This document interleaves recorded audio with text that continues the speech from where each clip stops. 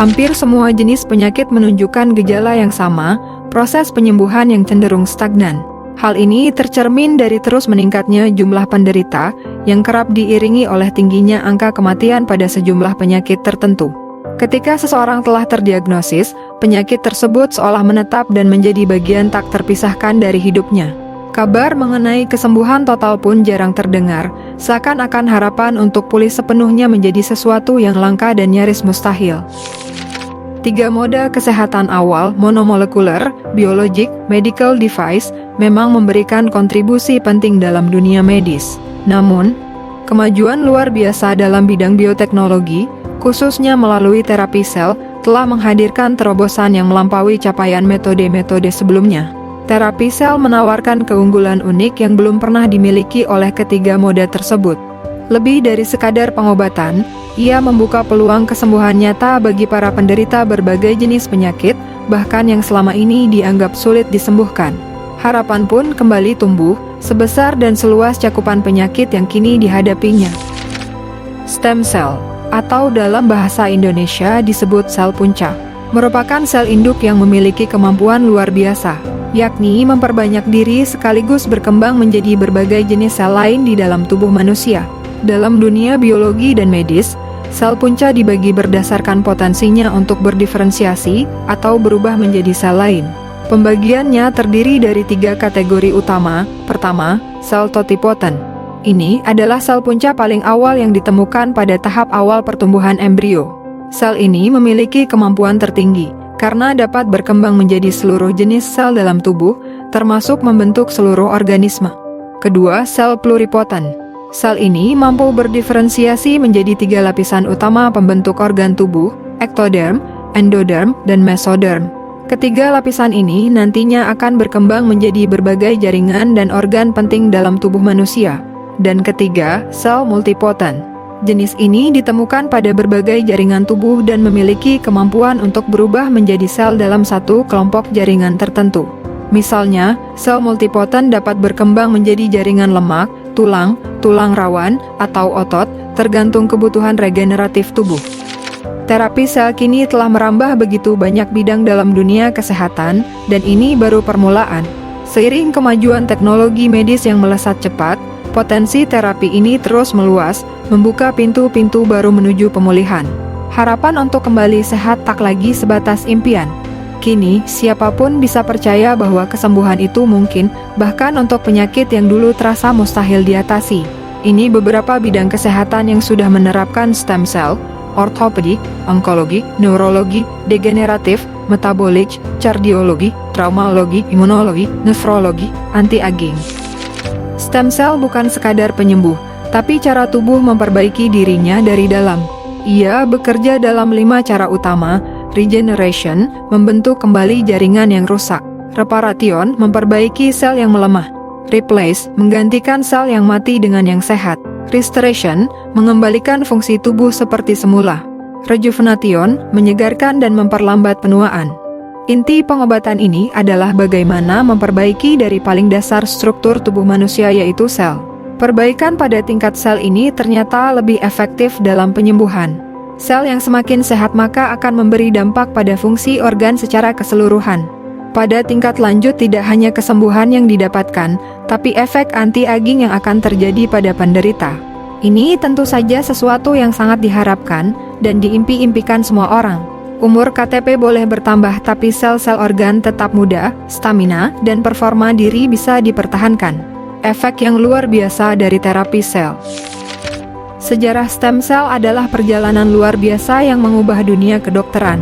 Dimulai dari tahun 1937 hingga 1997, para ilmuwan meletakkan dasar penelitian awal, membuka tirai misteri sel-sel dengan potensi unik ini.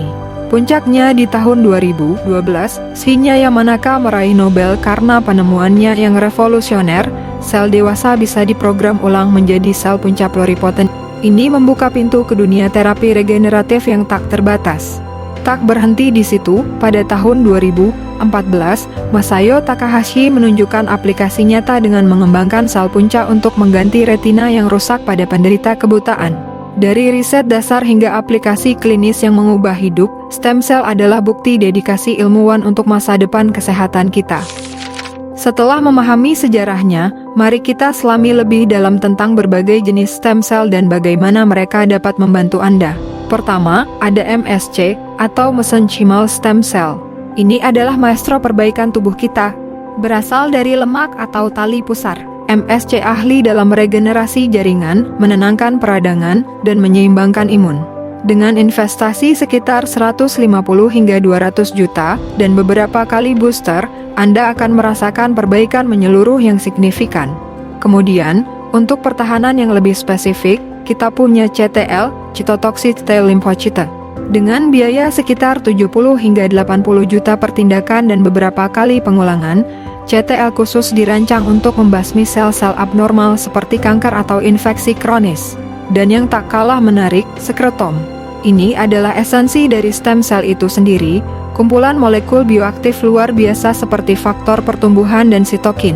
Sekretom menawarkan hasil yang memuaskan, praktis, dan yang terbaik, harganya sangat terjangkau. Ini adalah cara cerdas untuk mendapatkan manfaat stem cell tanpa proses yang rumit. Ingatkah Anda saat dunia dihadapkan pada ketidakpastian pandemi COVID-19? Ketika vaksin belum ditemukan dan harapan terasa menipis, sebuah cahaya baru muncul dari dunia medis, terapi stem cell dan sekretom. Tepat di puncak pandemi, terutama saat gelombang menyerang Wuhan, terapi stem cell menunjukkan potensi luar biasa. Pasien-pasien dalam kondisi kritis yang nyawanya terancam, menunjukkan hasil yang sangat menjanjikan dengan terapi ini. Gelombang harapan ini juga sampai ke Indonesia. Terapi stem cell mulai diterapkan pada pasien COVID-19 yang kritis dan darurat. Dan hasilnya positif dan signifikan. Pasien-pasien mulai pulih, memberikan bukti nyata akan efektivitasnya. Keberhasilan ini tidak hanya sekadar cerita. Ini menjadi dasar pertimbangan pemerintah untuk membuka akses terapi stem cell lebih luas. Tidak hanya terbatas di rumah sakit penelitian, kini terapi ini tersedia di rumah sakit layanan umum dan klinik terdaftar. Di tengah krisis, stem cell dan sekretom bukan hanya sekadar penemuan ilmiah, tapi menjadi harapan nyata. Mereka membuktikan diri sebagai pahlawan tak terduga, membuka jalan baru bagi pengembangan dan pemanfaatan teknologi sel punca di Indonesia. Dulu, terapi stem cell mungkin terasa eksklusif, hanya tersedia di tempat-tempat tertentu. Namun, kini ada kabar baik yang akan mengubah itu semua. Ini semua berkat terbitnya Peraturan Pemerintah Nomor 28 Tahun 2024, Pasal 390. Peraturan ini adalah lampu hijau yang kita tunggu-tunggu, yang secara resmi mengatur tata laksana penerapan terapi stem cell. Melalui pasal ini, terapi stem cell kini tidak lagi terbatas pada rumah sakit berbasis penelitian. Sekarang, terapi inovatif ini bisa dijalankan di rumah sakit layanan umum dan klinik yang terdaftar. Apa artinya ini bagi Anda? Ini berarti akses yang lebih terbuka dan terjangkau bagi masyarakat luas. Lebih banyak orang kini memiliki kesempatan untuk merasakan manfaat terapi stem cell yang menjanjikan ini. Bukan hanya teori atau janji, melainkan bukti nyata dari kehidupan yang telah disentuh. Mari kita saksikan sendiri bagaimana teknologi ini benar-benar mewujudkan harapan. Seorang ibu berusia 70 tahun mengalami benturan pada bagian punggung yang mengakibatkan keretakan pada tulang belakang. Setelah menjalani terapi suntikan sekretom stem cell, pasien menunjukkan kemajuan signifikan dalam proses penyembuhan. Menariknya, selain pemulihan pada tulangnya, pasien juga merasakan perbaikan pada kondisi kulit, rambut, dan fungsi seksual. Bahkan, pasien tersebut menyampaikan keinginan untuk menikah kembali, kemungkinan besar karena adanya peningkatan fungsi organ reproduksi. Hal ini menunjukkan bahwa terapi sel punca tidak hanya berfungsi untuk regenerasi jaringan, tetapi juga memiliki efek anti-aging yang mendukung kualitas hidup dan kesehatan menyeluruh pada usia lanjut. Dan kisah nenek ini hanyalah satu dari sekian banyak, masih banyak lagi testimoni yang menggetarkan hati, menunjukkan hasil positif yang luar biasa setelah menjalani terapi stem cell dan sekretom. Mulai dari mereka yang mempunyai vitiligo, melihat warna kulit mereka mulai kembali merata. Pasien diabetes mellitus yang mengalami efek anti-aging, penyintas stroke ringan yang ingatannya mulai membaik, dan bahkan harapan baru bagi keluarga dengan anak-anak autisme atau ADHD.